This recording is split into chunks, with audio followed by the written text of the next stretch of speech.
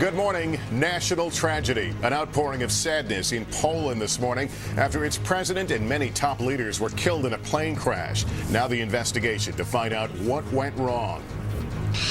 Adoption scandal. What we're learning about the American woman who sent her 7-year-old adopted son back to Russia all by himself. Today, what they're saying here and there. And bringing down the house, the storied landmark that was destroyed by an 11-year-old. An icon comes tumbling down. Today, Sunday, April 11, 2010. From NBC News, this is Today with Lester Holt and Jenna Wolf, live from Studio 1A in Rockefeller Plaza.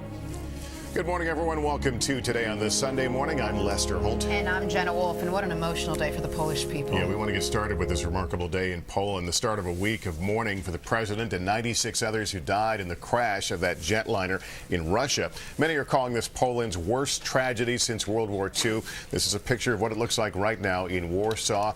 There's a sea of flowers outside the presidential palace, and you can see thousands have shown up to pay their respects. We'll have the latest on the crash in just a minute. Then we're going to have new information on the scandal involving that little boy who was sent back to Russia by his adoptive mother in Tennessee. There are reports that several families in Russia have now expressed interest in adopting him, which would be good news. Plus, see if there is a comeback dog in this world. It's got to be this one. Her name is Ruby. Some are calling her the bionic dog. After a terrible accident this morning, her remarkable story of survival and recovery. It is a real happy ending. Good, but we're going to begin in Europe with this day of mourning in Poland. Today, sirens rang as the country paused for 2 minutes of silence, while the bodies of the victims, including that of the president, began to arrive back in Poland from Russia. NBC's Tom Aspel has the latest. The Tupolev 154 was carrying Poland's president, Lech Kaczynski, his wife, and dozens of government officials, including all the heads of Poland's armed forces and security services, when it left Warsaw bound for Aspel, NBC News, London. And now here's Lester. Jenna, thanks. As we just heard, President Obama is offering his condolences, saying Poland's loss is devastating to the United States and the world. NBC's David Gregory, moderator of Meet the Press, joins us from Washington. David, good morning. Good morning, Lester. As we heard in Tom's story, President Kaczynski was a strong ally of the U.S. Poland had agreed, for example, to allow the installation of an American missile shield there. Does anything change now immediately in the relationship between the U.S. and Warsaw? I think not, Lester. That is an area of cooperation that's really important to the United States right now and will continue to be important. But I think there's enough continuity in the Polish government, thankfully, that some of that area of cooperation can continue, despite how tragic this is, not just for the country and the loss of life, but to the top echelon of both the military and the political establishment of the country. That will certainly cause some turmoil. Let me turn now to some of the domestic political stories we've been watching. Republican National Committee Chairman Michael Steele appeared at a big gathering of Republicans in New Orleans yesterday and was pretty frank in saying, I've made some mistakes here, and certainly referring to some of the financial questions regarding the RNC. But he also had the message, hey, let's forget about me. Let's keep our eye on the ball and defeat the Democrats in the fall. Does this get him past his troubles in one fell swoop? You know, I think for now it does, because while he's unpopular, I think what you said is really the most important thing, and that is that the party is focused on winning in November. That's ultimately how he'll be judged.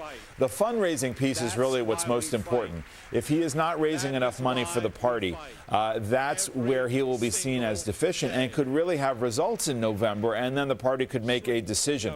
But there are other actors in the party, like Haley Barbour, who runs the Governors Association, where there is robust fundraising going on, where there's still been enough support to keep him where he is for now. This particular gathering also is seen as a chance to get a feel for who may be the next Republican presidential candidate. Sarah Palin is always the prominent headliner at these sorts of things, as she was yesterday. Were there any hints as to who the Republicans might be putting forward? Well, you know, it's funny. There's so much attention on Sarah Palin, and I don't think she's really a likely figure now to emerge as a real presidential contender. She is certainly a leader in the party and a leading voice when it comes to shaping ideas, as are people like Newt Gingrich. And what's interesting, if you listen to both of them, she said, hey, we ought to be the party of no. We ought to be the party of hell no in opposing Obama's agenda. And yet it's Newt Gingrich saying, no, we need to start to say yes to some things. We need a new contract with America. So I think that's kind of the point point of tension in the party right now, which is how do they mount this effective counter to the Obama agenda starting this year and then paving the way to a figure in 2012. Set the table for us now in terms of what to expect as President Obama considers a replacement for Justice Stevens on the Supreme Court. The fact that Democrats no longer have that bulletproof majority in the Senate, how does that change the kind of person the president will be looking for? Well, look, there was a lot of sound and fury related to Justice Sotomayor, and she was still confirmed handily. So I think the president will be in pretty good shape here in terms of who he puts forward. But I think what he and Senate Republicans are weighing is the nature of the confirmation fight that is ahead. You mentioned, again, this is the importance of the election of Scott Brown in Massachusetts. A filibuster is possible. Is it really something that Republicans want to do? This is an election year. Both of the bases of the parties will get revved up by all of this. But I think the question of what sort of battle the president wants will be a factor. Probably a bigger factor is how the president wants to affect the court going forward. These are important nominations. David Gregory, thank you very much. Thanks, Lester. We want to head over to the news desk now. Jeff Rawson is at the news desk with the morning's other headlines. Jeff, hello. Good morning. Lester and Jenna, good to see you. Good morning to you and good morning, everyone. We begin in West Virginia, where workers are still retrieving the bodies of those dead miners. Funerals were held Saturday for 2 of the 29 miners who died in the tragedy. It is the worst U.S. coal mining disaster in 40 years. A team of federal investigators will arrive at the scene tomorrow. Police in Oklahoma are looking for 3 people this morning in connection with a gunfight in the middle of a crowded mall. When it was all over, 1 person was dead, several others injured. Police say it's unclear if the teenager killed was involved in the shooting or just an innocent bystander. Rescuers in Washington have found a missing hiker alive. He was buried under an avalanche in Granite Mountain for 4 hours. The man called for help on his cell phone.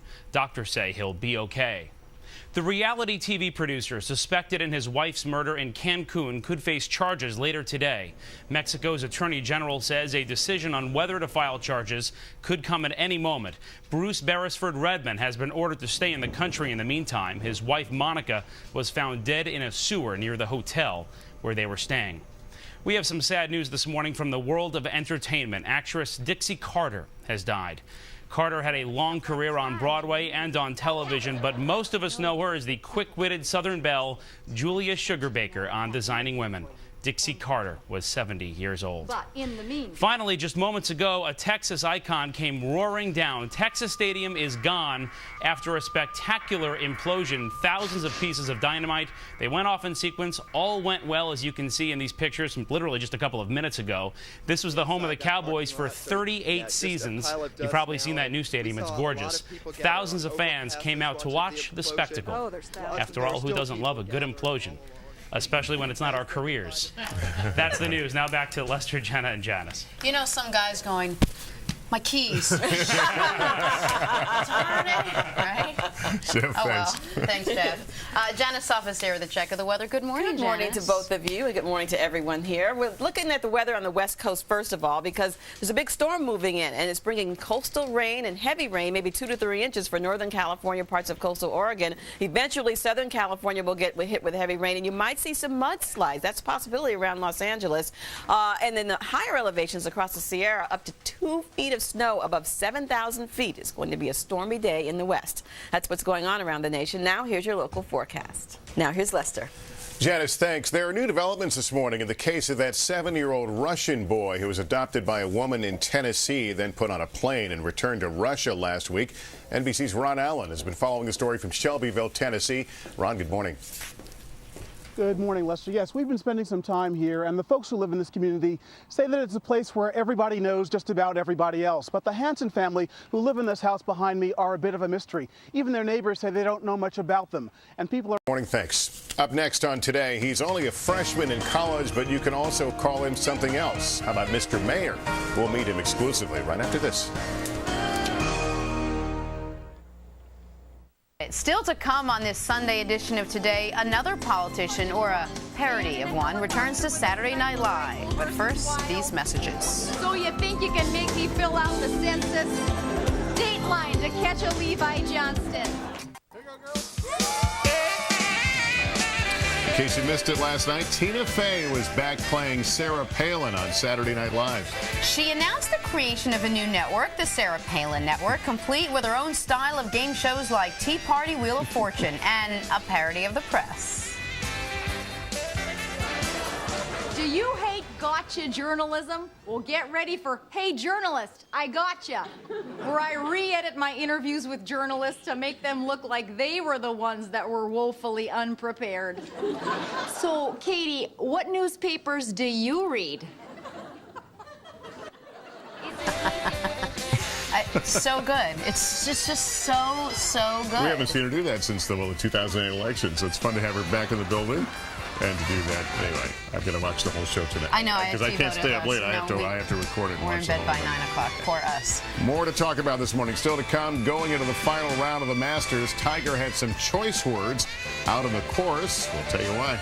Plus, we'll meet one lucky dog overcoming the odds after a terrible accident. But first, these messages. Keep that impact the same that Texas Stadium had. This morning, an incredible tale of survival. To what lengths would you go to save your dog? Well, for a dog named Ruby, it was a life and death situation after a terrible accident. In a moment, we'll meet her, but first, NBC's Tom Aspell has Ruby's remarkable story. 3-year-old Ruby, an English hunting dog with plenty of energy.